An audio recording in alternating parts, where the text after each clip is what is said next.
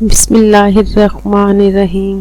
السلام علیکم ناظرین، ویلکم ٹو مائی چینل خواب اور تعبیر۔ ناظرین، خواب اور تعبیر کے اس چینل میں آج ہم استغفار کی اہمیت کے بارے میں ایک واقعہ سنیں گے۔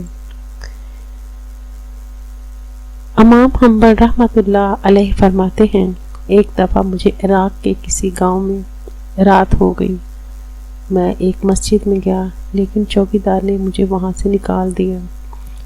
میں مسجد سے باہر فرش پر سو گیا۔ چوکیدار نے مجھے پاؤں سے پکڑا اور گھسیٹ کر مسجد سے دور کر دیا۔ ایک خدا ترس آدمی مجھے اپنے گھر لے گیا۔ وہ شخص چلتے پھرتے اٹھتے بیٹھتے ہر وقت استغفار پڑھتا تھا۔ صبح ہوئی تو میں نے اس شخص سے پوچھا، کیا آپ کو استغفار پڑھنے کا کوئی فائدہ بھی ہوا ہے؟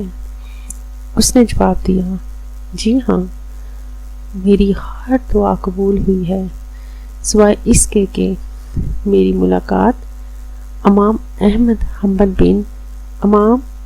بن حنبل سے ہو جائے۔ میں نے کہا کہ میں ہی احمد بن حنبل ہوں، اور تم دیکھو کہ مجھے کیسے گھسیٹ کر تمہارے پاس لایا گیا۔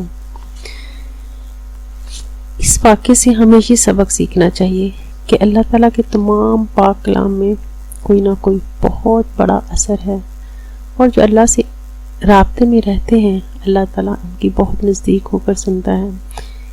اس لیے مسلمان ہونے کی حیثیت سے ہمیں بھی ہر وقت کسی نہ کسی کلام الہی کا ورد رکھنا چاہیے، تاکہ ہم بھی اس سے فیض حاصل کر سکیں۔